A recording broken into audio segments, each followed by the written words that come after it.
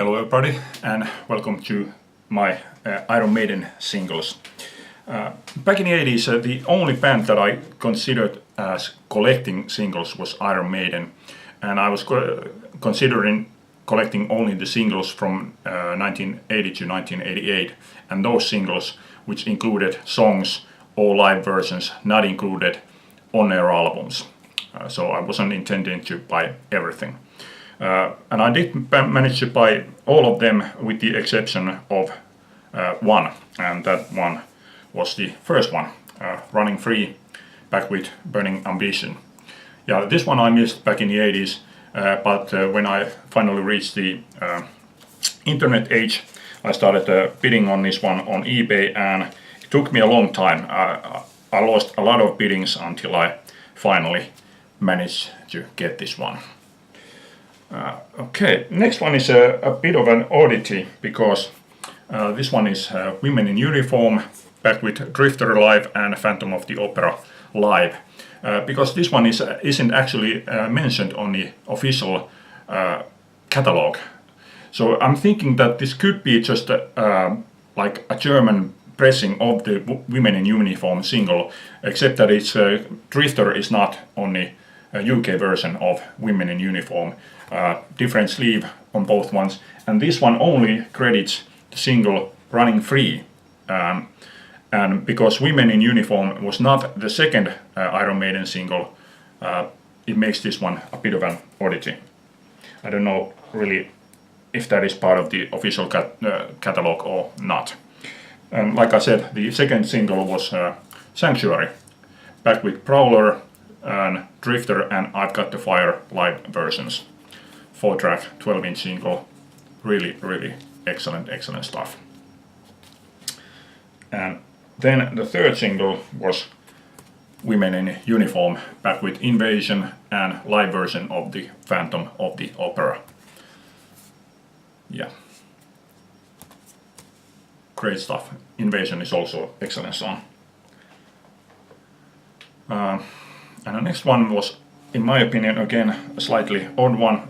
This is Twilight Zone, back with Wrathchild, and this was the lead-off single for the Killers album, and they released as a lead-off single, not a single or a song from the Killers album. Twilight Zone was not included on the Killers album, so the song from the Killers album is on a B-side, which is kind of an odd thing in my opinion. Especially when it's a lead-off single, you know. Okay, this next one I didn't buy back in the 80s. This is Purgatory, back with Genghis Khan. Both of these songs are on the Killers album, so I didn't buy this back in the 80s. I bought this a couple of years ago when these singles were reissued. And the next one is, let's take this one off. Out of the sleeve. This is Run to the Hills, back with Total Eclipse, and this Total Eclipse is a song that Steve Harris said in retrospect that he would have hoped would have been on the Number of the Beast album instead of Gangland. And when the CD was issued, was it like late 80s, early 90s, somewhere over there, they actually added this Total Eclipse onto the Number of the Beast album, but they didn't remove Gangland from that pressing. And the next one is the Number of the Beast, back with Remember Tomorrow, and it says recorded live in Italy. And I don't know if it's the truth, but I have read that this tour that it suggests happened in Italy prior to the recording of the Number of the Beast album never actually happened. And I read that this version of Remember Tomorrow is actually the version from the Maiden Japan album, with Paul Di'Anno's voice removed and Bruce Dickinson's voice overdubbed.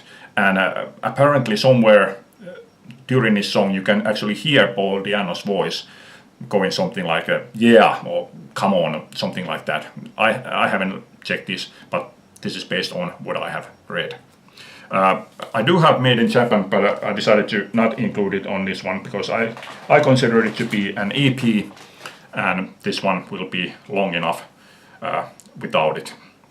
Okay, next one was going to the Peace of Mind album, and this is a 12-inch picture disc of Flight of Icarus back with I've Got the Fire studio version. And I don't know if you can tell, but this sleeve is actually kind of dirty. The single itself plays just perfectly, no problems whatsoever, but the sleeve looks like kind of dirty. And that was good enough reason to buy the reissue of it as a 7-inch. You know, when you want something, any excuse is good excuse. And next one is Trooper, back with Cross-Eyed Mary, and this one is probably my favorite Iron Maiden B-side out of them all, and that is why I want to hear the Jethro Tull album, from which this song is a cover from. And then on to the 2 Minutes to Midnight from Power Slave album, back with Rainbow's Gold. And I remember when I got this single, I was thinking that, well, that's an odd B-side, you know, very un-Maiden-like song. A good song, but very un-Maiden-like song in my opinion. Same with Aces High, back with King of Twilight. Again, very un-Maiden-like song, but a good song. And I used to have this one as a 12-inch picture disc, but I remember that I traded for something, but I don't remember what I traded for. This next one was one that I didn't buy back in the 80s because for some reason, I mean, maybe I did notice it, maybe I didn't, but in my memory, I didn't buy this because I thought that I had everything from this. It's Running Free live and Run to the Hills live, and this is the double 12-inch. And it was a couple of years ago when my vinyl bar mentioned, was it in one of his videos or in his comments for one of his videos, he mentioned that this includes the live version of Loose for Words, Bigora, and Murders in the Rue Morgue live. And that's why I decided to get this one, and this one was happily very easy to find. Not in the best possible shape, but good enough for me. Okay, then on to the Somewhere in Time album. First one was Wasted Years, back with Reach Out. This is Katsu's Shape picture disc. And when I found out that the 12-inch included another song, not included on the album, this time a song called Sheriff of Huddersfield, I had to buy the 12-inch as well. And I think this Sheriff of Huddersfield that's a really good song. I mean, it's a really funny song written about the manager, Rod Smallwood. Yeah, I think it's really excellent, funny song. And it's one of the very rare, if I remember correctly, there is one other song which is credited to all of Iron Maiden. So all members have credits on that song. And next one is Stranger in a Strange Land, 12-inch picture disc, back with That Girl and Juanita. Yeah, great one. This one I remember was a big disappointment when this was released. Can I Play with Madness, back with Black Bart Blues and Massacre. Black Bart Blues, I didn't think it was that great. I mean, it's okay, but not that great. But Massacre, Thin Lizzy cover, I thought that they did a good version of it. Yeah, these days I don't dislike this song anymore, but back then I really didn't like this. And next one is Evil That Men Do, back with Prowler and Charlotte the Harlot 88, so they re-recorded those two songs. And that's, in my opinion, is always a bad idea. If you have recorded the song and released as a studio version, never go back into the studio to re-record those songs. You can do live versions of them, but it's never a good idea to go back to studio and re-record those songs. They're not bad, but they're just not necessarily. The original versions are better than these new versions.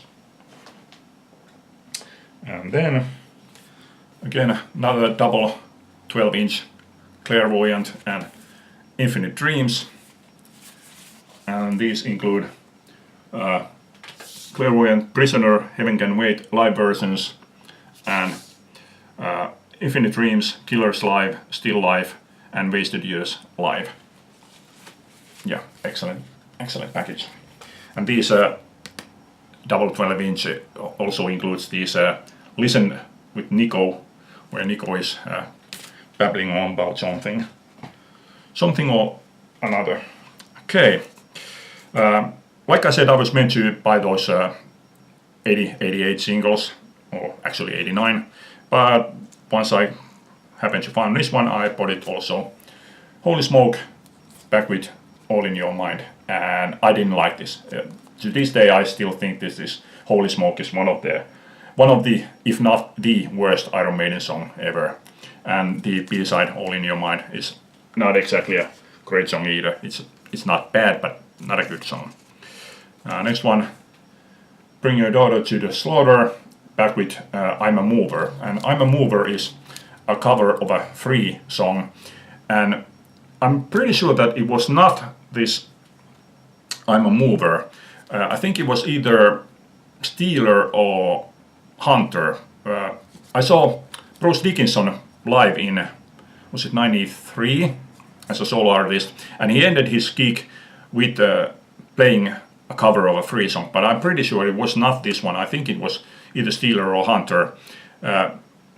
But he didn't remember the song all the way. He played like first two verses and a chorus, and then he just said that, yeah, we haven't rehearsed this song, so I don't remember the third verse, and he ended the gig just like, thank you, goodbye.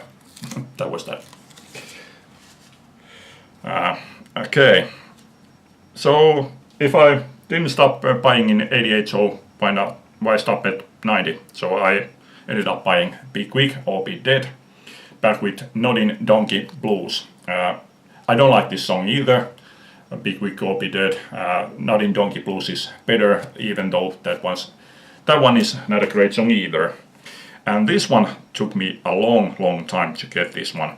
I actually waited until I finally got this one before making this video, because I wanted to get all of the singles up until 92. This is From Here to Eternity, back with Roll Over Big Bella, which is a cover of a Chuck Berry song, Roll Over Beethoven, with changed lyrics. Yeah, took me a long time to get this one. And like I said, when you want something, any excuse is a good excuse. So when I realized that I didn't have any 7 inches between 84 and 90, I decided to do something for it. And I bought Stranger in a Strange Land, back with that girl. Clairvoyant, back with Prisoner live version. And Infinite Dreams, back with Killers live. Oh, I got a text. Okay. And then during these last couple of years, I have been very lucky finding singles. And out of these rest of these singles, I didn't actually know that any of these had been even released on vinyl singles. So all of these have been a great surprise to me. And this one is Out of the Silent Planet, back with Aces High live. And this one is back with just like this. Yeah, kind of odd. I don't know where I got this idea. Maybe I read it somewhere, but for some reason I have this idea that this was not released for the public, for the record stores. This was only a fan club release. No idea if I'm right or right about it, but yeah, for some reason that's what I think. I think this one was only as a fan club release. Okay, and this next one was the one that I did know about when this was released, but I found this like, I don't know, a couple of years ago. This is Wildest Dreams, back with Past the Jam. Yeah, this Wildest Dream song was the one that they played when I saw them on a tour prior to the release of this album. Edward the Great was on it, that tour. Yeah. Okay, and the next one, again from the Dance of Death album. This is Rainmaker, back with Dance of Death orchestral version. And I have sometimes wondered how Iron Maiden songs would sound like if they were back with orchestra. And here is an example, and it doesn't work. It's not a good version. I didn't like that one. And next one, this one I thought was a great one. The Wickerman 12-inch picture disc, back with Power Slave and Killer's live versions. Yeah, that was a great one. And then this is only the second of my 10-inch singles, Reincarnation of Benjamin Breek, back with Trooper and Run to the Hills Radio 1 Legends session. And this one is on clear vinyl. Yeah, I'm not a fan of 10-inch singles. Oh, I don't remember this. Hold on. This says, does it have it on? Yeah, there is. There's a sticker. I didn't remember. Sticker included also.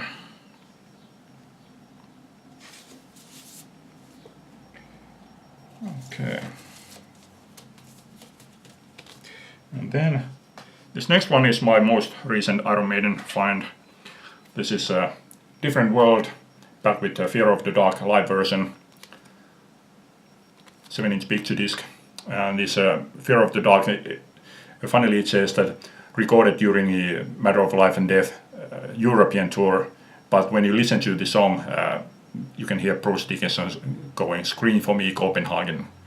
So it's recorded in Denmark. And the final, latest release is Empire of the Clouds, 12-inch picture disc, back with Maiden Voyage, the story behind the Empire of the Clouds, which is Bruce Dickinson telling the story of how the song became to be written. Yeah, I saw this one, someone was trying to sell this one for 99 euros. This is like, what, 2 years old? 99 euros. I mean, I was lucky. I found this like maybe 2 months after the RSD, and I got this cheaper than what this was selling for on the RSD day. Yeah, great story behind the song, and I like the song as well. Yeah, okay, that's it. That's all. To my knowledge, the only single that I am missing is the live version of Fear of the Dark. There may be other singles that I'm missing, but yeah, I'm not aware of any of the others. That's the only single that I know that I am missing. Okay, that's it for this time. Thanks for watching. Leave a comment. Bye.